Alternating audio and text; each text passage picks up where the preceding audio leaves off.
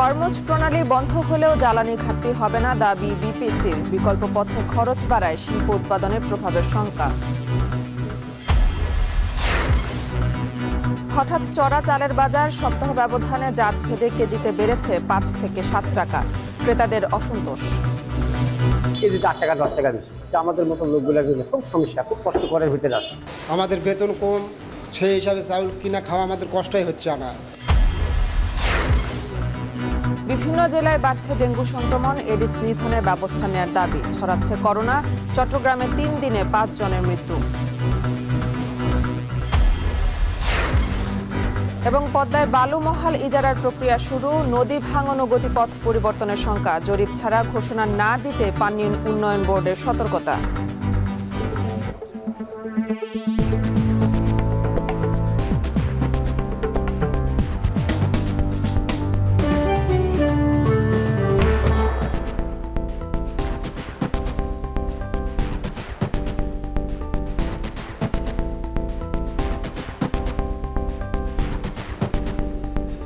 স্বাগত। এখন জনপদে পুরো আয়োজন জুড়ে সঙ্গে আছে আমি মেহেরিন অ্যানি। চলতি জুলাই মাসের শেষ সপ্তাহে চট্টগ্রাম বন্দরে আসছে জ্বালানি তেলবাহী 9টি জাহাজ। হরমুজ প্রণালী বন্ধ হলেও বিকল্প পথ থাকায় জ্বালানি তেল সরবরাহে কোনো ঘাটতি হবে না বলে জানিয়েছে পেট্রোলিয়াম কর্পোরেশন চেয়ারম্যান। তবে যুদ্ধের কারণে আন্তর্জাতিক বাজারে জ্বালানি তেলের বাজার ঊর্ধ্বমুখী হওয়ায় আমদানির খরচ বাড়তে পারে। জ্বালানি তেলের ঘাটতি হলে কিংবা দাম বাড়লে সার্বিক অর্থনীতিতে বিরূপ প্রভাব পড়বে বলে শঙ্কিত ব্যবসায়ীরা। আরও জানাচ্ছেন হাজেরা শুলি। বাংলাদেশ পেট্রোলিয়াম কর্পোরেশন বিপিসির জ্বালানি তেল মজুদের সক্ষমতা 45 দিনের, গড়ে 30 থেকে 40 দিনের তেল মজুদ থাকে। পরিশোধিত জ্বালানি তেল আমদানি করা হয় ইন্দোনেশিয়া, মালয়েশিয়া, সিঙ্গাপুর ও চীন সহ দক্ষিণ পূর্ব এশিয়ার দেশগুলো থেকে। তাই পরিশোধিত জ্বালানি তেল নিয়ে খুব একটা দুশ্চিন্তা নেই। মূলত মধ্যপ্রাচ্যের দেশগুলো থেকে অপরিশোধিত জ্বালানি তেল আমদানি করে বাংলাদেশ, যা পরিবহনের গুরুত্বপূর্ণ পথ হরমুজ প্রণালী। মার্কিন হামলার পর ইরান জ্বালানি তেল সরবরাহের এই পথ বন্ধের সিদ্ধান্তে উদ্বেগ বেড়েছে জ্বালানি নিরাপত্তা নিয়ে। যদিও বিপিসি বলছে হরমুজ প্রণালী বন্ধ হলে বিশ্ববাজারে তেলের দাম বাড়ার শঙ্কা থাকলেও সরবরাহে ঘাটতি হবে না। ইস্টার্ন রিফাইনারির জন্য বছরে প্রায় 13 থেকে 15 লাখ মেট্রিক টন অপরিশোধিত জ্বালানি তেল আমদানি করা হয়। বিপিসির চেয়ারম্যান বলছেন, সৌদি আরব ও দুবাইয়ের সরবরাহকারীরা আশ্বস্ত করেছেন জ্বালানি তেল সরবরাহে কোনো সমস্যা হবে না। হরমুজ প্রণালী বন্ধ হলে আমদানি করা যাবে আবুধাবির ফুজাইরা বন্দর দিয়েও। আমরা সৌদি আরবিয়া আমাদের যারা সাপ্লায়ার এবং আমরা দুবাইয়ের যারা আমাদের সাপ্লায়ার তাদের সাথে আমরা যোগাযোগ করেছি, তারা বলেছে আসলে কোনো সমস্যা হবে না, তারা সাপ্লাই দিতে পারবে। ইভেন হরমুজ প্রণালী যদি বন্ধও হয়ে যায়, তার ইউএইর একটা বন্দর আছে ফুজিয়ারা, যেটা একেবারে হরমুজ প্রণালী পার হয়ে নিচের দিকে এটা অ্যাভেল করতে পারে। ওখান থেকেও আমরা মাঝে মাঝে কিন্তু ক্রুড অয়েল ওখান থেকেও মাঝে মাঝে আমাদের লোড হয়। বর্তমানে বিপিসির ডিজেলের মজুদ আছে 32 দিনের, পরিমাণ 3,72,000 মেট্রিক টন। জেট ফুয়েল 30 দিনের ও ফার্নেস অয়েলের মজুদ আছে 29 দিনের। দুটিরই পরিমাণ 51,000 মেট্রিক টন করে। আর পেট্রোল ও অকটেনের মজুদ আছে মাত্র 12 দিনের। পেট্রোল ও অকটেনের মজুদ কম থাকলেও স্থানীয়ভাবে 4টি রিফাইনারি থেকে এসব জ্বালানি সংগ্রহ করা হয়, তাই দুশ্চিন্তা নেই। এছাড়া ডিজেল, অকটেন, জেট ফুয়েল ও ফার্নেস অয়েল সহ প্রায় 2.5 লাখ মেট্রিক টন জ্বালানি তেল নিয়ে এই মাসেই চট্টগ্রাম বন্দরে ভিড়বে 9টি জাহাজ। হরমুজ প্রণালী বন্ধের প্রভাবে বিশ্ববাজারে দাম বাড়লে বেশি দামে তেল কিনতে হবে বিপিসিকেও। তবে 6 মাসের জন্য জ্বালানি পরিবহনের চুক্তি থাকায় বাড়তি জাহাজ ভাড়া দিতে হবে না। হরমুজ প্রণালী বন্ধ হলে আপনারা জানেন যে অলমোস্ট রিফাইন্ড অয়েল 20% এফেক্ট করে হচ্ছে হরমুজ প্রণালী, ক্রুড অয়েল 30% এফেক্ট করে হরমুজ প্রণালী। সো এইটার একটা রেস্ট্রিকটিভ এফেক্ট কিন্তু পড়ে যাবে হচ্ছে আন্তর্জাতিক বাজারের উপরে, আপনি যেখান থেকে তেল কেনেন। সো মেবি তেলের দাম কিছুটা বাড়বে ধরে আমরা ধারণা করছি। এদিকে জ্বালানি তেল সরবরাহে ঘাটতি কিংবা দাম বাড়লে শিল্প কারখানা, বিদ্যুৎ উৎপাদন কেন্দ্র, পরিবহন ব্যবস্থা সহ পুরো দেশের অর্থনীতি সংকটে পড়বে বলে শঙ্কিত ব্যবসায়ীরা। বিশেষ করে তরল প্রাকৃতিক গ্যাস এলএনজি আমদানি ব্যাহত হলে চরম গ্যাস সংকটে পড়বে চট্টগ্রাম। বিকল্প ব্যবস্থাগুলো আমাদের এখন থেকেই আমাদের সোর্সিং করা উচিত, যাতে করে আমরা যদি এই কোনো কারণে যদি দ্রুতটা আপনার দীর্ঘস্থায়ী হয়, তাহলে আমরা কোনো রকম সংকট মোকাবেলা করতে পারি। আমাদের যে ইন্ডাস্ট্রিগুলো আমাদের এবং আমাদের যানবাহনগুলো এগুলোকে তো সচল রাখতে হবে, নাও তো আমাদের অর্থনীতিতে এটার একটি বিশাল বিরূপ প্রভাব পড়ার সম্ভাবনা আছে। দেশের জ্বালানি তেলের চাহিদা বছরে 65 লাখ মেট্রিক টন, যার সিংহভাগই আমদানি করা হয়। প্রতি মাসে জ্বালানি তেল নিয়ে চট্টগ্রাম বন্দরে ভিড়ে 15 থেকে 18টি জাহাজ। হাজারা শিউলি, এখন, চট্টগ্রাম। দুর্গম যোগাযোগ ব্যবস্থার কারণে এখনও বেশ পিছিয়ে পার্বত্য জনপদের মানুষ। তবে এই দুর্গম অঞ্চলের জনগোষ্ঠীর সুবিধায় সীমান্ত সড়কের সাথে যুক্ত করতে রাঙ্গামাটির বিলাইছড়ির ফারুয়া থেকে ওরাছড়ি সড়কে নির্মাণ কাজ চলছে। কিন্তু সড়কটির সুফল নিয়ে দেখা দিয়েছে শঙ্কা, কারণ কোটি টাকার প্রকল্পটি নিয়ে উঠেছে অনিয়ম ও দুর্নীতির অভিযোগ। রাঙ্গামাটি থেকে জিয়াউর রহমান জুয়েলের প্রতিবেদনে বিস্তারিত।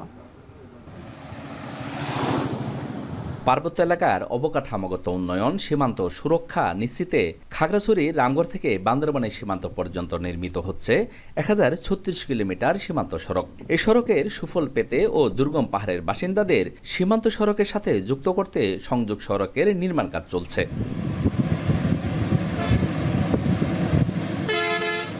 রাঙ্গামাটির রাজস্থলীর সাথে সীমান্ত সড়কে যুক্ত হয়েছে বিলাইছড়ির ফারুয়া। তবে উন্নত যোগাযোগ ব্যবস্থা না থাকায় এখানকার গ্রামে উৎপাদিত কৃষিপণ্য পরিবহন আর যোগাযোগে এখনো ভরসা গ্রামীণ মেঠো পথ।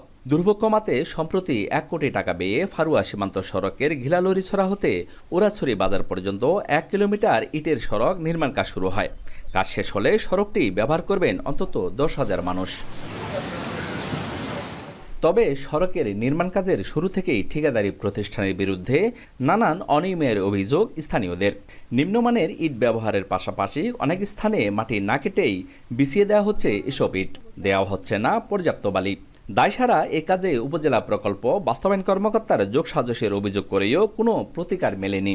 বালি কম পড়ছে আর এই ইটগুলি সব 2 নম্বর, এটা 1 নম্বর ইট একটা পরিণত স্যার, সব 2 নম্বর ইট স্যার। আর রাস্তাটা বালি কম দেওয়া হয়েছে, কাজ ঠিকভাবে হইতেছে না। ওগুলি যাতায়াতের যে গাড়ি চলতেছে, তো এটা যাতে ঠিকভাবে করলে তো অবশ্যই টিকবে, কিন্তু এভাবে করলে টিকবে না। এই রাস্তাটা 2 নম্বর পড়ছে জন্য আপনারাকে আমরা অনুরোধ করতেছি যে এখানে ঠিকভাবে এই রাস্তাগুলো হয়। অভিযোগ আছে মেসার্স চেঙ্গি ট্রেডার্স ঠিকাদারি প্রতিষ্ঠান হলেও তাদের কাছ থেকে লাইসেন্স ভাড়া নিয়ে কাজ করছে আবু বকর মাসুদ ও শামসুল ইসলাম। তারা জানান গুণগত মান ঠিক রেখেই কাজ করা হচ্ছে। আমি তো আমার মতো করে অফিসে চাপ দেওয়ার পর থেকে আমি আমার কাজের গুণগত ত্রুটি আরও সংশোধন করছি। এটা হচ্ছে 100%। আপনার অফিস সরজমিনে প্রদক্ষিণ করার পরে আমাদেরকে প্রত্যেকটা জিনিস আপনার আইটেম বাই আইটেম এই কাজের গুণগত মান পরিবর্তন করার জন্য বলছে। আমরা এইভাবে পদক্ষেপ নিয়েছি। তদারকির ঘাটতির কারণে নির্মাণ কাজে অনিয়মের কথা স্বীকার করে ঠিকাদারি প্রতিষ্ঠানকে চিঠি দেওয়ার কথা বলছেন দায়িত্বপ্রাপ্ত প্রকল্প কর্মকর্তা। এলাকাবাসী যারা যেভাবে দাবি আমাদের যে ডিজাইন মোতাবেক যেভাবে ধরা আছে আপনিভাবে কাজ করবেন, উনি ওয়াদা করছিলেন যে আমি এভাবেই করব কাজ। আমরা ওই অভিযোগের প্রেক্ষিতে সার্বক্ষণিক বর্তমানে তদারকের মধ্যে রাখছি এবং তাকে আমরা লিখিতভাবে একটা চিঠি দিব। আশা করব উনি এই চিঠির আলোকে ওভাবে ডিজাইন মোতাবেক কাজটা করে নেবেন। পার্বত্য এলাকার টেকসই উন্নয়ন নিশ্চিতে উন্নয়ন প্রকল্পের সরাসরি নজরদারি বৃদ্ধি ও দুর্নীতির বিরুদ্ধে কার্যকর পদক্ষেপ নেয়ার দাবি পাহাড়ের বাসিন্দাদের। জিয়াউর রহমান জুয়েল, এখন রাঙ্গামাটি। বুড়ো মৌসুম শেষ হতে না হতে অস্থির হয়ে উঠেছে চালের বাজার। সরবরাহ সংকট না থাকলেও কয়েকদিনের ব্যবধানে বেড়েছে প্রায় সব ধরনের চালের দাম। ভরা মৌসুমে নিত্যপণ্যটির দাম বাড়ায় ক্ষুব্ধ ক্রেতারা। এ নিয়ে আরও জানাতে নওগাঁ পৌর চালের বাজার থেকে যুক্ত হয়েছেন আব্বাস আলী এবং হিলি বাজার থেকে যুক্ত হয়েছেন সোহেল রানা। প্রথমে চলে যাব নওগাঁ আব্বাসের কাছে। আব্বাস, আপনি জানাবেন নওগাঁ ধান চাল উৎপাদনে উদ্বৃত্ত জেলা হওয়ার পরও সেখানে দাম বাড়ার কারণ কি?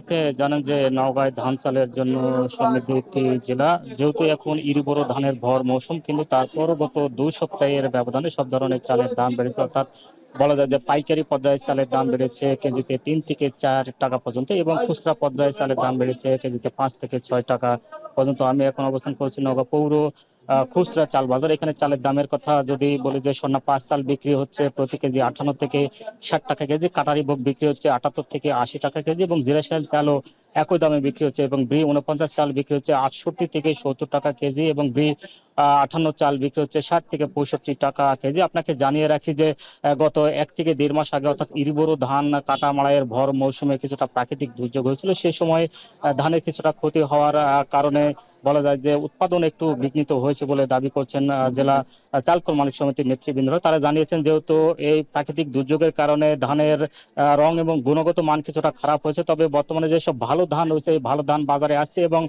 সরবরাহ কিছুটা কম রয়েছে এবং চাহিদা ভালো থাকার কারণে ধানের দাম বেড়েছে। 1 মাসে 150 থেকে 200 টাকা পর্যন্ত ধানের দাম বেড়ে যাওয়ার কারণে চালের বাজারে কিছুটা প্রভাব পড়েছে বলে তিনি জানিয়েছেন। তবে খুচরা বাজারে যারা চাল ব্যবসায়ী রয়েছেন তারা বলছেন যে চালকল মালিক যারা চাতাল মালিক রয়েছেন এবং ব্যবসায়ী রয়েছেন তারা সিন্ডিকেট করে চালের উৎপাদন কমিয়েছে। অর্থাৎ যেহেতু ধানের এবং চালের দাম ভালো রয়েছে বা বৃদ্ধি রয়েছে, যেহেতু আগামীতে আরো বাড়ার সম্ভাবনা রয়েছে, যার কারণে চালের উৎপাদন কিছুটা কমিয়ে দিয়েছে এই চালকল মালিকরা, যার কারণে এই খুচরা বাজারে চালের কিছুটা ঘাটতি রয়েছে। তারা পর্যাপ্ত পরিমাণ চাল পাচ্ছে না বলে দাবি করছেন। এই কারণে তারা বেশি দামে চাল কিনছেন এবং বেশি দামে এই খুচরা বাজারে চাল বিক্রি করছেন। আর জেলা চালকল মালিক সমিতির সাধারণ সম্পাদক ফরাদ হোসেন বলেছেন যে কর্পোরেট যেসব হাউস রয়েছে তারা বাজার নিয়ন্ত্রণ করছেন ধান এবং চালে, তারা বেশি দামে ধান কিনছেন এবং তারা বেশি দামে চাল বিক্রি করছেন বলে দাবি করেন এই চালকল মালিক সমিতির নেতৃবৃন্দ। তো এই ছিল আমার কাছে চালের দাম নিয়ে সব শেষ। চালের বাজারে আরো খবর জানতে এবার চলে যাব হিলিতে সোহেলের কাছে। সোহেল, আপনি জানাবেন হিলিতে প্রতি কেজি চালের দাম কত টাকা বেড়েছে আর দাম বাড়ার পেছনে আমদানি বন্ধ হওয়ার কোনো প্রভাব রয়েছে কিনা?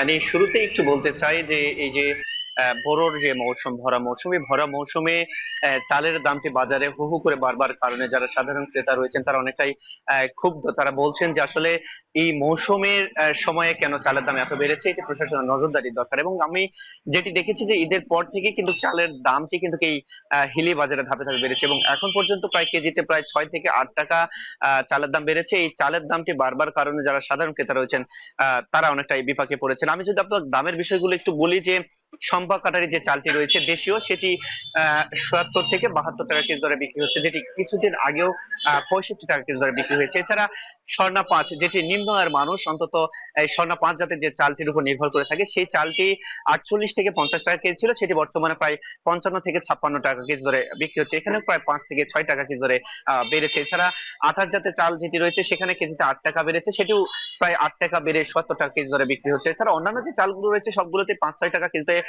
বেড়েছে। আমি দাম বাড়ার কারণ হিসেবে খোঁজার চেষ্টা করেছিলাম, যেটি ব্যবসায়ীরা বলছেন যে মূলত বড় বড় মিলাররা সিন্ডিকেট করেই কিন্তু চালের দামটি বাড়িয়ে দিয়েছে এবং তারা বলছেন এই মিলারদেরকে লাগাম টানতে হলে আমদানির যে শুল্ক, যেটি শুল্ক ছিল সেটি কিন্তু কমিয়ে দিয়ে আবার আমদানির সুযোগ যখন করে দেওয়া হবে, আমদানিকারকরা চালটাই আমদানি করতে থাকবেন, তখন এই মিলারদের যে সিন্ডিকেট সেটি ভেঙে যাওয়ার সম্ভাবনা রয়েছে। আমি একটু কাস্টমসের একটি তথ্য আপনাকে জানিয়ে দিতে চাই যে গেল বছরের নভেম্বর থেকে চলতি বছরের এপ্রিলের 15 তারিখ পর্যন্ত এই বন্দর দিয়ে প্রায় 2,22,000 মেট্রিক টনের মতন চাল আমদানি হয়েছে। এত পরিমাণ চাল আমদানির পরও গুদামেও অনেক চালের সরবরাহ রয়েছে, তারপরেও কেন চালের দামটি বাড়ছে এই সদুত্তর কিন্তু কোনো ব্যবসায়ী দিতে পারছেন না। এই জন্য তারা বলছেন যে এই সিন্ডিকেট ভাঙতে হলে আমদানি চালু করতে হবে এবং আমদানি চালু করলেই কিন্তু এই দামটি আবারও নিয়ন্ত্রণে আসবে। এছাড়া প্রশাসনের নজরদারি দরকার নিয়মিত, যে আসলে মিল মালিকরা কি পরিমাণ মজুত করেছে ধান এবং চাল, তাদের সিন্ডিকেটে ভাঙার জন্য প্রশাসনের নজরদারি কিন্তু দাবি জানিয়েছেন যারা খুচরা ব্যবসায়ী আছে। সব মিলিয়ে বলা চলে আমদানির প্রভাব তো বটে পড়েছে, তবে সিন্ডিকেট মূল কারণ বলছেন ব্যবসায়ীরা। ধন্যবাদ সোহেল। ভরা মৌসুমে বিভিন্ন জায়গায় বাড়তে শুরু করেছে চালের দাম, সে খবরে জানাচ্ছিলেন সহকর্মীরা। সাতক্ষীরা শহরে মশার উপদ্রব ভয়াবহ রূপ নিয়েছে। ডেঙ্গুর মৌসুম শুরুর আগেই শহর জুড়ে ছড়িয়ে পড়েছে আতঙ্ক। এমন পরিস্থিতিতেও মশা নিধনে কার্যকর পদক্ষেপ নেই পৌর কর্তৃপক্ষের। জনসচেতনতায় নেই প্রচারণাও। আহসান রাজীবের প্রতিবেদনে বিস্তারিত। বর্ষা শুরু হতেই মশার উপদ্রবে অতিষ্ঠ সাতক্ষীরার মানুষ। শহরের অলিগলি তো বটেই, হাসপাতাল, বাজার, এমনকি বাসাবাড়িতেও এখন দিনরাত মশার রাজত্ব। আর এর সঙ্গে বাড়ছে ডেঙ্গুর ভয়। খোলা ড্রেন, নালায় জমে থাকা পানি আর অপরিচ্ছন্ন পরিবেশে জন্ম নিচ্ছে ডেঙ্গু বাহক এডিস মশা। পলাশপোল, ইটাগাছা, সুলতানপুর, কাটিয়া, টাউন বাজার ও সদর হাসপাতালের মতো গুরুত্বপূর্ণ এলাকার পরিস্থিতি সবচেয়ে খারাপ। এদিকে ডেঙ্গু ছড়িয়ে পড়ার শঙ্কায় শহর জুড়ে বাড়ছে উদ্বেগ। মশা বেশি হয়, ছেলেবিলি মশারির মধ্যে থাকতে হয়। পানি তো নোংরা, পানি ময়লা, পানির জন্য আমরা খুব সমস্যার মধ্যে রয়েছি। মশা নিধনের জন্য যে কার্যক্রম রয়েছে সেই কার্যক্রম থেকেও পৌরসভা করতেছে না। কেন করতেছে না সেটা আমাদের জানার বাইরে। এলাকায় খালি চোখেই দেখা যায় মশার লার্ভা।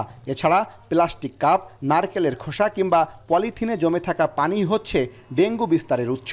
এত কিছুর পরও পৌরসভার পক্ষ থেকে কার্যকর কোনো ব্যবস্থা চোখে পড়ছে না। নেই কোনো নিয়মিত স্প্রে, নেই ফগিং কার্যক্রম। আর এই মশার খুব উৎপাত পৌরসভা খেয়াল করে না, আর আমাদের যেগুলো স্প্রেও দেয় না। আমাদের শিশু বাচ্চা আছে যেগুলো অসুস্থ হয়ে যায়, অনেক সময় মশার কামড়ে তারা ডেঙ্গু আক্রান্ত হওয়ার সম্ভাবনা অনেক বেড়ে যায়। ডেঙ্গুতে আক্রান্ত হয়ে ইতোমধ্যে সাতক্ষীরা সদর হাসপাতালে ভর্তি হয়েছে কয়েকজন। নাগরিক নেতারা বলছেন, এখনই যদি ব্যবস্থা না নেওয়া হয় তাহলে পরিস্থিতি নিয়ন্ত্রণের বাইরে চলে যেতে পারে। ইমিডিয়েটলি যদি মশা নিধনের ব্যবস্থা যদি পৌরসভা না করে তাহলে হয়তো করোনা এবং ডেঙ্গুর এটা একটা মহামারী আকার ধারণ করবে সাতক্ষীরাতে। যে কারণে আমরা পৌরসভার কাছে বা বর্তমান সরকারের কাছে আহ্বান জানাবো, দ্রুততার সাথে সাতক্ষীরা পৌরসভায় ড্রেনেজ ব্যবস্থা দ্রুত তৈরি করায়। সাতক্ষীরা পৌরসভার 9টি ওয়ার্ডে প্রায় 3 লাখ মানুষের বাস, অথচ মশা নিধনে পৌরসভার রয়েছে মাত্র 2টি ফগার মেশিন, যা দিয়ে পর্যায়ক্রমে মশা নিধনে ওষুধ ছিটানো হচ্ছে। তবে এ বিষয়ে কোনো কর্মকর্তা ক্যামেরার সামনে কথা বলতে রাজি হননি।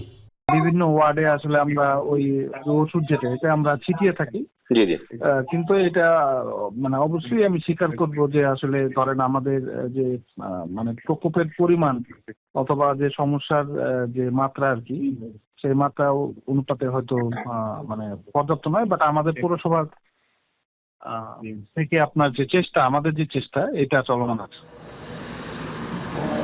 মশার এই ভয়াবহ উপদ্রব ডেঙ্গুর আশঙ্কা বাড়িয়ে তুলছে। তাই সময় থাকতে ব্যবস্থা না নিলে পরিস্থিতি চলে যেতে পারে নিয়ন্ত্রণের বাইরে। এখনই শহর জুড়ে মশা নিধনে পরিকল্পিত ও ধারাবাহিক উদ্যোগ নেয়ার দাবি শহরবাসীর। আহসান রাজীব, এখন সাতক্ষীরা। এদিকে বরিশাল বিভাগ জুড়ে ডেঙ্গু পরিস্থিতি আরও অবনতি হয়েছে। হটস্পট হিসেবে চিহ্নিত হওয়া বরগুনায় 1 সপ্তাহের মধ্যে গেল 24 ঘন্টায় আক্রান্তের সংখ্যা সর্বোচ্চ। ডেঙ্গুর পরিস্থিতি আরও খবর জানাতে বরগুনা সদর হাসপাতাল থেকে যুক্ত হয়েছেন জিয়াদ মাহমুদ এবং বরিশাল থেকে যুক্ত হচ্ছেন অমিত হাসান। প্রথমে চলে যাব বরগুনায়। জিয়াদ, আপনার কাছে। জিয়াদ, আপনি জানাবেন যে গেল 24 ঘন্টায় বরগুনায় কতজন নতুন করে ডেঙ্গুতে আক্রান্ত হয়েছে এবং এই পরিস্থিতি নিয়ন্ত্রণে কোনো পদক্ষেপ নেওয়া হয়েছে কিনা?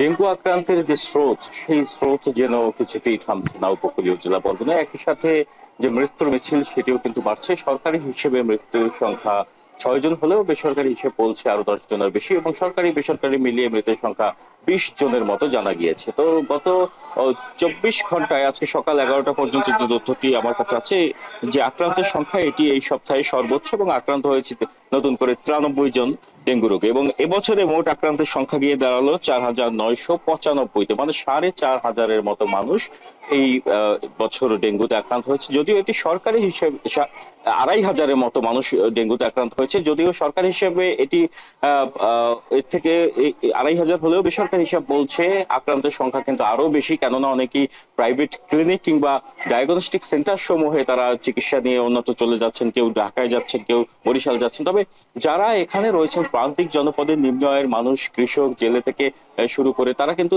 এই হাসপাতাল থেকে চিকিৎসা নিচ্ছেন। এবং এখানে আরেকটি বিষয় যে আপনাকে যদি একটু দেখাই যে এসএসসি পরীক্ষার্থীরাও কিন্তু ডেঙ্গু আক্রান্ত হয়ে শুয়ে আছে। তারা জানেন না যে আসলে তারা আদৌ পরীক্ষা দিতে পারবেন কিনা। আজকে যে ভিড় এখানে রোগী ও স্বজনদের, সেটি কিন্তু বিগত দিনের থেকে অনেক বেশি। আমরা দেখছি যে সিঁড়িতে পর্যন্ত বসে আছেন এখানে রোগীর স্বজনরা, এবং লিফটের যে দরজার পাশেই স্থান করে নিয়েছেন রোগীরা। কেননা এখানে এত রোগী বেড়েছে। আপনাকে আরো জানিয়ে রাখি যে বরগুনা হাসপাতাল ও যে স্বাস্থ্য কমপ্লেক্স গুলো রয়েছে, সেখানে প্রায় 250 মতো রোগী ভর্তি রয়েছে বলে স্বাস্থ্য বিভাগ আমাদের জানিয়েছেন। তো এখানে এখন যারা চিকিৎসক রয়েছেন তারা বলছেন যে সচেতনতার কোনো বিকল্প নেই। যদিও পৌর প্রশাসন এবং জেলা প্রশাসন তারা সর্বোচ্চ চেষ্টা করছেন, জলাবদ্ধতা নিরসন সহ যে পরিষ্কার পরিচ্ছন্নতা অভিযান অব্যাহত রয়েছে, স্বেচ্ছাসেবী কর্মীরা তারাও কাজ করছেন মাঠে। যদিও বৃষ্টিপাতের কারণে যে থেমে থেমে বৃষ্টিপাত হচ্ছে, এই কারণে কিন্তু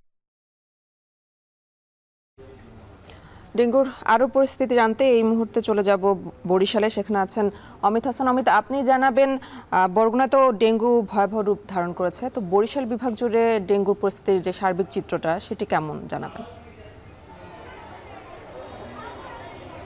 এনে একটু জানিয়ে রাখি যে চলতি বছরে ডেঙ্গুর সংক্রমণ কিন্তু প্রতিনিয়তই বাড়ছে। বিশেষ করে জুন মাসে সবচেয়ে বেশি আক্রান্তের সংখ্যা দাঁড়িয়েছে এবং বরিশাল শেরেবাংলা মেডিকেল কলেজ হাসপাতালে শুধু জুন মাসেই 345 জন রোগী চিকিৎসা নিয়েছে। এবং বরিশালের যদি চিত্র বলি তাহলে পুরুষদের কিংবা বয়স্কদের পাশাপাশি কিন্তু বর্তমানে দেখা যাচ্ছে যে শিশুরাও বেশ আক্রান্ত হচ্ছে। এবং আজকে বরিশাল শেরেবাংলা মেডিকেল কলেজ হাসপাতালের শিশু ওয়ার্ডে দেখেছি 3টি ওয়ার্ডে মোট 21 জন শিশু কিন্তু ভর্তি রয়েছে। এছাড়া গত 24 ঘন্টায় আজ সকাল 8টা পর্যন্ত 21 জন রোগী কিন্তু ডেঙ্গু আক্রান্ত হয়ে বরিশাল শেরেবাংলা মেডিকেল কলেজ ভর্তি হয়েছে এবং এ নিয়ে মোট 79 জন রোগী এই মুহূর্তে চিকিৎসা সেবা গ্রহণ করছেন এবং এর মধ্যে 3 জন এখন পর্যন্ত মারা গেছে। তার মধ্যে জুন মাসেই কিন্তু 2 জন মারা গেছে ডেঙ্গু আক্রান্তের রোগী। এবং আরেকটু জানিয়ে রাখি যে সব মিলিয়ে বরিশাল শেরেবাংলা হাসপাতালে এখন পর্যন্ত 542 জন রোগী কিন্তু মোট চিকিৎসা নিয়েছে এবং এর মধ্যে শিশুদের আক্রান্তের হারও কিন্তু দিন দিন বাড়ছে। তারা কিন্তু আজকে দেখা যাচ্ছে 21 জন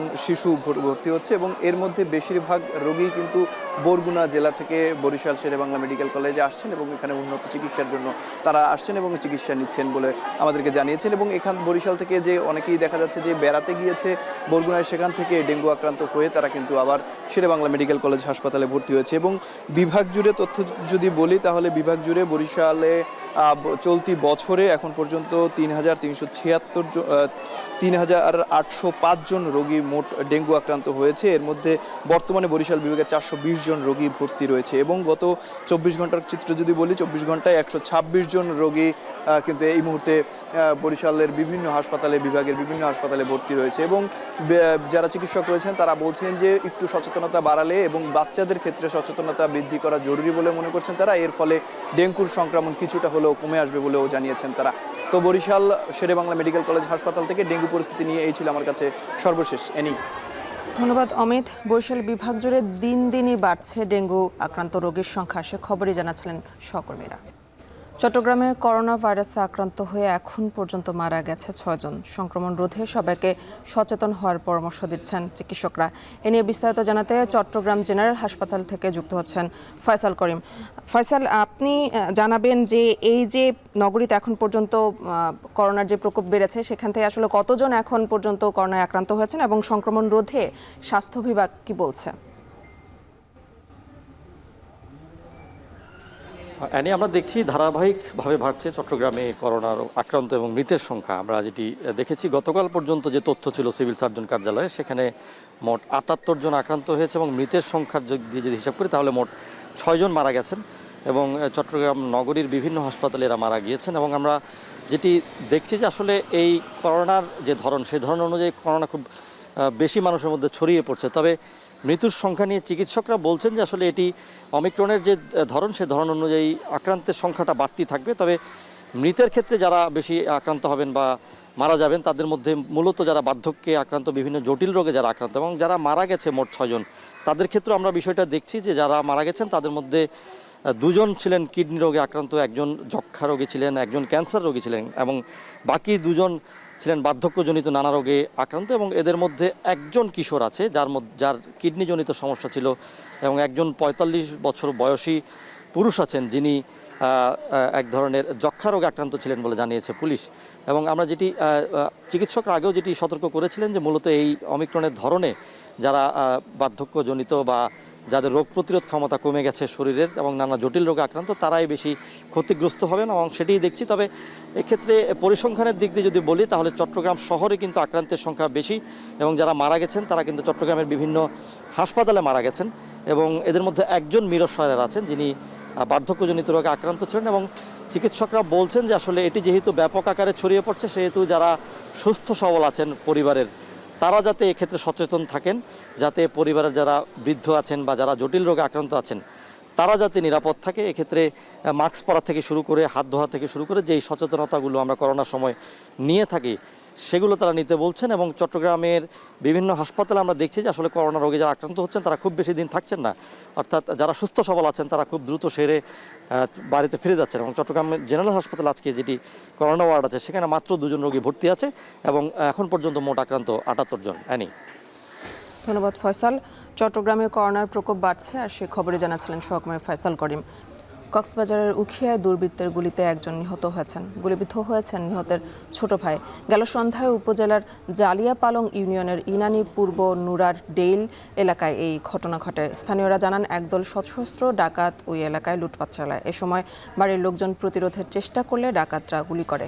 এ সময় আপন 2 ভাই গুলিবিদ্ধ হন।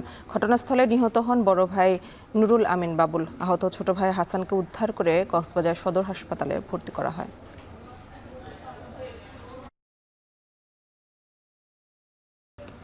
শরীয়তপুরে পদ্মা নদীতে বালু মহাল ইজারা দেওয়ার প্রক্রিয়া শুরু করেছে জেলা প্রশাসন। প্রশাসনের এমন উদ্যোগের প্রতিবাদে বিক্ষোভে নেমেছে পদ্মাপাড়ের মানুষ।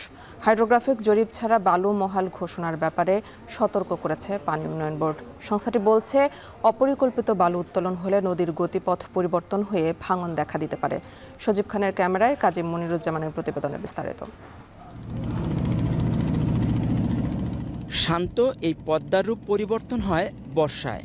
আগ্রাসী চেহারা নিয়ে আঘাত হানে নদী তীরবর্তী এলাকায়। শরীয়তপুরের 3টি উপজেলার 21টি ইউনিয়নের মধ্য দিয়ে বয়ে গেছে পদ্মা নদী। প্রতি বছরই নদী ভাঙনের কবলে পড়ে পদ্মাপাড়ের বিস্তীর্ণ এলাকা। গত 10 বছরে ভাঙনের শিকার হয়ে ঘরবাড়ি হারিয়েছে এই জনপদের অন্তত 25,000 পরিবার। ভাঙন ঠেকাতে গত 5 বছরে শরীয়তপুরে প্রায় 4,000 কোটি টাকা ব্যয়ে একাধিক তীররক্ষাবাঁধ নির্মাণ করেছে পানি উন্নয়ন বোর্ড। কাচিকাটা ইউনিয়নের পদ্মা নদীর 77 নম্বর কাচিকাটা মৌজার 22.63 একর জমি বালুমহাল ঘোষণার প্রক্রিয়া শুরু করেছে জেলা প্রশাসন।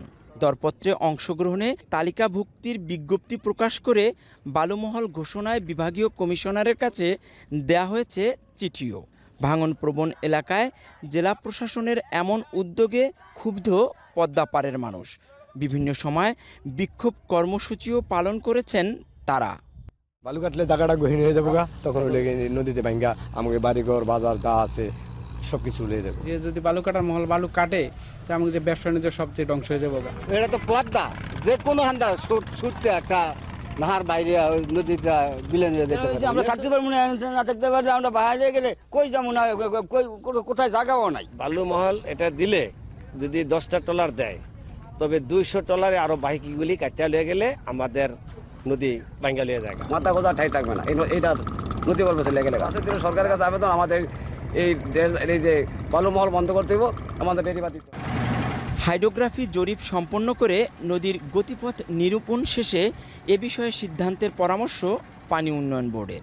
হাইড্রোগ্রাফিক যে জরিপ, সেই জরিপ করে এরপরে হইতেছে এটা সিদ্ধান্ত নিতে হবে। যেহেতু এখানে একটা চর আছে, পানির এখানে ফ্লোতে হচ্ছে বাধাপ্রাপ্ত হচ্ছে, তো যদি এই চরটা না থাকে তাহলে এখানে বাধা থাকবে না। সেক্ষেত্রে হইতেছে নদীর আগের যে প্রবাহ ছিল তার উপরে অবশ্যই প্রবাহটা পরিবর্তন হবে। একদিকে ভাঙন রোধে নির্মাণ করা হচ্ছে একাধিক তীররক্ষা বাঁধ, অপরদিকে নদী থেকে বালু উত্তোলনে চলছে বালুমহল ঘোষণার প্রক্রিয়া। কর্তৃপক্ষের এমন বিপরীতমুখী সিদ্ধান্তে ক্ষুব্ধ পদ্মাপাড়ের মানুষ। প্রমত্তা এই পদ্মা নদীর মাঝে জেগে ওঠা এই ডুবোচরের বালু কেটে নেওয়ার বৈধতা দেওয়া হলে একদিকে বাম তীরে 1000 কোটি টাকা ব্যয়ে তীররক্ষা বাঁধ যেমনটা ঝুঁকিতে পড়বে, তেমনি পদ্মার গতিপথ পাল্টে গিয়ে বাম তীরের বিস্তীর্ণ এই জনপদ ভাঙন ঝুঁকিতে পড়বে, এমনটাই বলছে পানি উন্নয়ন বোর্ড। কাজী মনিরুজ্জামান, এখন শরীয়তপুর। সৈকতের প্রাকৃতিক গঠন রক্ষা ও পরিবেশ সুরক্ষার কথা বলা হলেও বাস্তবতা ভিন্ন। কক্সবাজারের কলাতলিতে সৈকতের বালিয়াড়ি কেটে তৈরি করা হয়েছে কৃত্রিম খাল। এই খাল দিয়ে হোটেল মোটেলের ময়লা পানি গিয়ে মিশছে সমুদ্রে। পরিবেশবাদীরা বলছেন এতে দূষিত হচ্ছে প্রকৃতি, সেই সঙ্গে পর্যটকদের জন্য তৈরি হচ্ছে প্রাণঘাতী ফাঁদ। মনতোষ বেদকের তথ্যে ও মোহাম্মদ রাসেলের ছবিতে প্রতিবেদন। কক্সবাজারের কলাতলি সমুদ্র সৈকতে ডিভাইন ইকো রিসোর্টের পাশ ঘেঁষে কাটা হয়েছে বালিয়াড়ি। কয়েকদিন আগে সেখানে তৈরি করা হয়েছে একটি কৃত্রিম খাল, যা এখন রীতিমতো একটি স্থায়ী পানি চলাচলের পথ। গত কয়েকদিন ধরে এই খাল দিয়েই হোটেল মোটেল জোনের বর্জ্য ও দূষিত পানি মিশে যাচ্ছে সরাসরি সমুদ্রে। স্থানীয়রা বলছেন কয়েক বছর আগে এই এলাকায় পানি স্বাভাবিকভাবে প্রবাহিত হতো পাশের একটি ছড়ার মাধ্যমে। সেটি প্যাসিফিক বিচ লাউঞ্জ ক্যাফের সামনে দিয়ে গিয়ে মিশত সাগরে। সম্প্রতি অতিথিদের চলাচলের সুবিধার্থে ছড়াটি বালুর বস্তা দিয়ে বন্ধ করে দেয় ক্যাফে কর্তৃপক্ষ। তখন থেকেই জমা পানির চাপে ডিভাইনের সামনে ও পাশে তৈরি হয় গভীর ডোবা। এরপর সেই পানি নিষ্কাশনে বালিয়াড়ি কেটে তৈরি করা হয় এই বিপজ্জনক খাল। ফলে বৃষ্টির পানি, জোয়ার ভাটা এবং ঢলের সময় এটি রূপ নেয় প্রবল স্রোতের এক বিপজ্জনক পথে। কয়েকদিনেই খালটি হয়ে উঠেছে আরও চওড়া ও গভীর। সুয়ারেজের সমস্ত পানি এসে যেহেতু পানি যখন শুকায় এখান থেকে বিশ্রী গন্ধ ওঠে। হোটেলের যত সুয়ারেজের লাইন এটা দিয়ে সমুদ্রে নামে। পর্যটক ওঠানামা করে, তারা কি সুয়ারেজের পানি ভেঙে ইয়ে করে আসবে এবং যখন বৃষ্টি হয় এখানে এক গলা পানি হয়ে যায়। আমার জায়গা রক্ষা করার জন্য আমি এখানে বাদ দিচ্ছি। ব্রিজের পাশে যে প্লটগুলো আছে ওই রাস্তার পানিগুলো প্লটে আসে, প্লট থেকে আবার এই ব্রিজের নিচ দিয়ে চলে এসে এখানে অনেক পানি অনেক বৃষ্টির কারণে একদম জমে গেছে। এই ঘটনায় পর্যটন ও স্থানীয়দের মধ্যে অসন্তোষ দেখা দিয়েছে। খালের কারণে সৈকতে ঘুরতে এসে অনেকেই পড়ছেন বিড়ম্বনায়। নিরাপত্তার পাশাপাশি সৌন্দর্য হানি নিয়েও হতাশা প্রকাশ করেছেন তারা। বিভিন্ন আবাসিকের পানি এবং বিভিন্ন কলকারখানার পানি এসে সমুদ্রে মিশে যাচ্ছে, সমুদ্রের পরিবেশ নষ্ট হচ্ছে। এই যে একটা নালা, এই নালার কিন্তু আমরা কক্সবাজার সমুদ্র সৈকতে আশা করিনি। এই উপরের যে বজ্রগুলি, যে দুর্গন্ধ, যে ময়লা, সেগুলি আমাদের সমুদ্রে আসতেছে। এই পানিটা নোংরা পানি, ওই ওয়াশরুমের পানির চেয়ে অনেক খারাপ হয়েছে এই নালার পানিটা। এদিকে পরিবেশবিদরা বলছেন সৈকতের আশপাশে গড়ে তোলা অনেক স্থাপনা এখন যুক্ত করা হয়েছে শহরের মূল ড্রেনেজ ব্যবস্থার সাথে। এমন প্রেক্ষাপটে অপরিকল্পিত কৃত্রিম খালের কারণে সৈকতের স্বাভাবিক গঠন বিপর্যস্ত হচ্ছে। দূষণ ছড়াচ্ছে সমুদ্র জুড়ে, আর গুপ্ত খাল থেকে তৈরি হচ্ছে সমুদ্র স্নানে নিরাপত্তা ঝুঁকি ও প্রাণঘাতী ফাঁদ।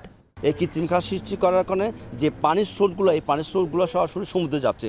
যে সমুদ্রে নামছে এখানে একটি গুপ্তকাল সৃষ্টি হচ্ছে, যা আসলে সমুদ্রের ভিতর দেখা যায় না। পর্যটকরা এটা না জেনেই ওই জায়গায় গোসল করতেছে, গোসল করার কারণেই এই পর্যটকরা জীবন ঝুঁকিতে পড়ছে। জেলা প্রশাসক জানিয়েছে হোটেল মোটেল জোনের পানি নিষ্কাশন ও পরিবেশ সুরক্ষার দায়িত্ব কক্সবাজার পৌরসভার। তবে কেউ যদি পরিবেশ আইন লঙ্ঘন করে থাকে তাদের তদন্ত করে ব্যবস্থা নেওয়া হবে।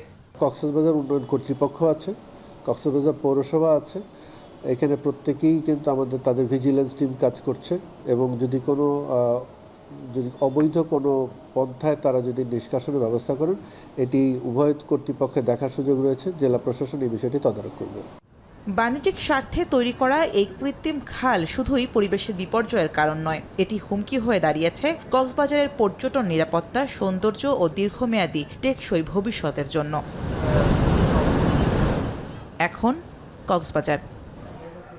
সুনামগঞ্জের টাঙ্গুয়ার হাওরের জীববৈচিত্র্য রক্ষায় বাড়ানো হয়েছে নজরদারি। পাশাপাশি দেশের বিভিন্ন প্রান্ত থেকে ঘুরতে যাওয়া পর্যটকদের জন্য 13 নির্দেশনা সহ হাওরের ওয়াচ টাওয়ার এলাকায় হাউসবোট প্রবেশে নিষেধাজ্ঞা দিয়েছে জেলা প্রশাসন। এ নিয়ে বিস্তারিত জানাতে টাঙ্গুয়ার হাওর থেকে যুক্ত হচ্ছেন লিপসন আহমেদ। লিপসন, জেলা প্রশাসনের নির্দেশনা ও ওয়াচ টাওয়ার এলাকায় হাউসবোট চলাচলে নিষেধাজ্ঞা বাস্তবায়নে কি ব্যবস্থা নেওয়া হচ্ছে, বিস্তারিত জানাবেন।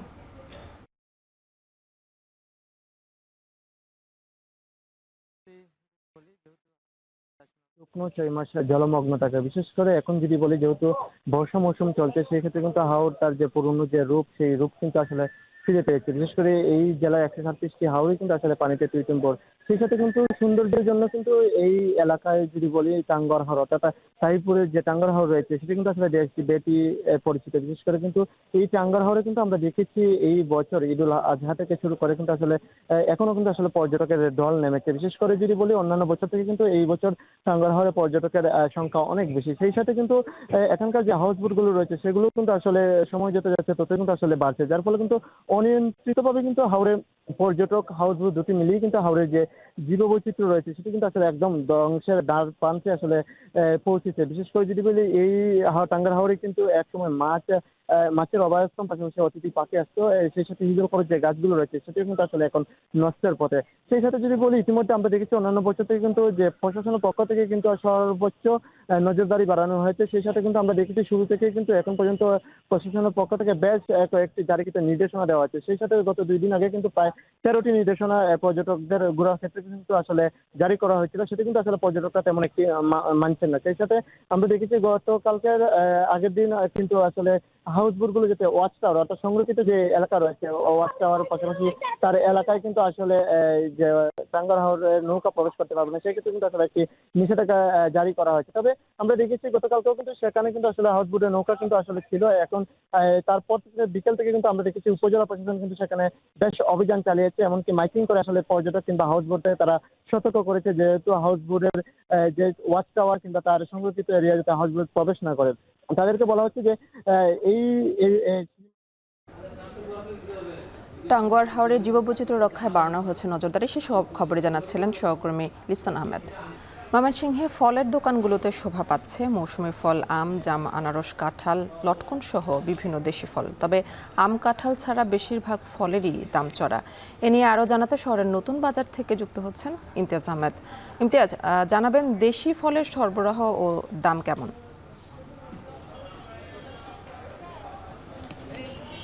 মূলত জ্যৈষ্ঠ মাসের যে ফলগুলো, বিশেষ করে জ্যৈষ্ঠ মাস ফুরিয়ে গেলেও মধু মাসের যে দেশীয় যে ফলগুলো আমাদের আম, জাম, কাঁঠাল, লিচু, আনারস, সেগুলো কিন্তু আমাদের ময়মনসিংহে কিন্তু আমরা দেখতে পাচ্ছি যে ফলের দোকানগুলোতে ভরপুর রয়েছে। কিন্তু একটি বিষয়, সেটা হলো আম, পেয়ারা, আনারস ছাড়া, কাঁঠাল ছাড়া কিন্তু বেশিরভাগ দেশি ফল বা বিদেশি ফল তো রয়েছে, সেগুলো কিন্তু দামটা কিন্তু চড়া। আমরা বেশ কিছু দরদাম জানিয়ে দেওয়ার চেষ্টা করব দর্শকদের উদ্দেশ্যে। আমরা দেখতে পাচ্ছি যে ড্রাগনগুলো দেখতে পাচ্ছি, ড্রাগন ফল, সেই ড্রাগন ফল বিক্রি হচ্ছে 180 থেকে 200 টাকা, সব কিছু ভালো মানে। এবং যেটা বলছিলাম যে আমের কিন্তু দরদাম রয়েছে, বিশেষ করে আমরা প্রথম দিকে 50 টাকা 60 টাকা কেজি থাকলে এখন 5-10 টাকা বেড়েছে, তারপরেও সেটি নাগালের মধ্যে রয়েছে। হাড়িভাঙা, আমরুপালি, ল্যাংড়া সহ যে বিভিন্ন প্রকারের যে আমগুলো রয়েছে সেগুলো কিন্তু 80 থেকে 100 টাকার মধ্যে। মোটামুটি যারা আম কিনতে আসছেন তারা বলছেন যে মোটামুটি আমটা তাদের কেনার মধ্যে রয়েছে। কিন্তু অন্যান্য যে ফলগুলো রয়েছে, বিশেষ করে আমদানি করা যে ফলগুলো, আঙুর, আপেল, মালটা, কমলা, এগুলো কিন্তু আসলে খুবই চড়া দাম। আমরা কালো আঙুর দেখতে পাচ্ছি, এটি কিন্তু বিক্রি হচ্ছে 500 টাকা 20 টাকা করে কেজি। এবং সবুজ আঙুর যেটা রয়েছে, সবুজ আঙুর বিক্রি হচ্ছে এটিও 500 টাকা কেজি। এবং পাশাপাশি সবুজ আপেল যেগুলো দেখতে পাচ্ছি আমরা, সেই সবুজ আপেল বিক্রি হচ্ছে 300 টাকা করে। তবে একদিনের ব্যবধানে লাল আপেলগুলো যে রয়েছে সেটি কিন্তু কেজিতে 30 টাকা বৃদ্ধি পেয়েছে। যে লাল আপেলগুলো আমরা দেখতে পাচ্ছি, এই লাল আপেলগুলো কেজিতে 30 টাকা বৃদ্ধি পেয়ে 330 থেকে 40 টাকা বিক্রি হচ্ছে। এবং যে মালটাগুলো দেখছিলাম, মালটা বিক্রি হচ্ছে 300 টাকা করে। এবং পাশাপাশি আমরা যে আরও যে দেশি যে আমাদের ফলগুলো রয়েছে, বিশেষ করে লটকন কিন্তু এই মৌসুমে যে যখন ভরা মৌসুম চলছে তখন কিন্তু 220-30 টাকার নিচে লটকন কিন্তু আমরা দেখতে পাইনি। এবং সেই সাথে জাম, যেটা বলছিল বিক্রেতারা, যেহেতু লটকনটা আসা শুরু করেছে, জাম বিক্রি হচ্ছে 200 টাকা কেজি, জাম বিক্রি হচ্ছে। এবার কিন্তু 120-30 টাকা নিচে জাম পাওয়া যায়, যেটা বলছিলাম পেয়ারা 60 টাকা কেজিতে পাওয়া যাচ্ছে। এবং আনারস যেটা রয়েছে মৌসুমি একেবারে ভরপুর, সেই আনারসগুলো ছোটো সাইজের যেগুলো 50-60 টাকার মধ্যেই সর্বোচ্চ বিক্রি হচ্ছে। এবং পাশাপাশি যেটা লটকন 220 টাকা করে। এবং যেটা জাম, এটা আসলে জামের দামটা একটু কিন্তু অস্বাভাবিক বৃদ্ধি, কারণ জাম প্রথম অবস্থাতে আমরা 120 টাকা কেজি 100 টাকা কেজি নিচ্ছি, কিন্তু জাম আমরা দেখতে পাইনি, কিন্তু আজকে আরও বেশি 220 টাকা করে। যেটা বিক্রেতারা বলছিলেন যে শেষ সময়ের হওয়ার কারণে কিন্তু এই দেশীয় যে ফলগুলো রয়েছে, জাম, লটকন, সেগুলোর দামটা কিন্তু ক্রমান্বয়ে বাড়ছে। এবং আমরা দেখতে পাচ্ছি যে অনেকেই আসলে সকাল থেকে এই মৌসুমি যে ফলগুলো রয়েছে পরিবারের জন্য বিভিন্ন কাজের জন্য আসলে তারা কিন্তু ফলগুলো কিনছেন। এবং আমরা পাশাপাশি আরও যে ফলগুলো যেগুলো আমদানি করা ফল মূলত সেগুলো কিন্তু যে দাম বাড়ার একটা অন্যতম কারণ হিসেবে যেটা বলছেন, যেহেতু অনেক সময় আমদানি করতে হয় ফলগুলো এবং আমদানি খরচ যখন বৃদ্ধি পায় তখন কিন্তু আসলে এই আমদানি করা যে ফলগুলো মালটা বা আঙুর এছাড়া বেদানা সেই ফলগুলোর দাম কিন্তু এখনও অনেক চড়া রয়েছে। পাশাপাশি যেটা আগেও বলছিলাম যে আম, পেয়ারা এবং আনারস বাদে, কাঁঠাল বাদে অন্য সব ধরনের ফলই কিন্তু দাম খুব চড়া যাচ্ছে। সব মিলে এই ছিল ময়মনসিংহ থেকে ফলের দরদামের সর্বশেষ খবর আমার কাছে। আনি ময়মনসিংহের ফলের বাজার নিয়ে জানাচ্ছিলেন সহকর্মী ইমতিয়াজ আহমেদ। শেষ করব এখন জনপদে, তবে তার আগে শিরোনামগুলো আরও একবার। হরমুজ প্রণালী বন্ধ হলেও জ্বালানি ঘাটতি হবে না, দাবি বিপিসির। বিকল্প পথে খরচ বাড়ায় শিল্প উৎপাদনের প্রভাবের শঙ্কা। হঠাৎ চড়া চালের বাজার, সপ্তাহ ব্যবধানে জাত ভেদে কেজিতে বেড়েছে 5 থেকে 7 টাকা, ক্রেতাদের অসন্তোষ। কেজি 8 টাকা 10 টাকা বেশি, আমাদের মতো লোকগুলো খুব সমস্যা, খুব কষ্ট করে ভিতরে আসে। আমাদের বেতন কম, সেই হিসাবে চাউল কিনা খাওয়া আমাদের কষ্টই হচ্ছে না। বিভিন্ন জেলায় বাড়ছে ডেঙ্গু সংক্রমণ, এডিস নিধনে ব্যবস্থা নেওয়ার দাবি। ছড়াচ্ছে করোনা, চট্টগ্রামে 3 দিনে 5 জনের মৃত্যু। এবং পদ্মায় বালু মহাল ইজারার প্রক্রিয়া শুরু, নদী ভাঙন ও গতিপথ পরিবর্তনের শঙ্কা। জরিপ ছাড়া ঘোষণা না দিতে পানি উন্নয়ন বোর্ডের সতর্কতা। শেষ করছে এখন জনপদে। এখন টেলিভিশন ওয়েবসাইটে দেখতে ভিজিট করুন www.ekhon.tv। এছাড়া ফেসবুকে দেখতে ভিজিট করুন facebook.com/tv.ekhon এবং ইউটিউবে দেখতে ভিজিট করুন youtube.com/c/ekhon tv।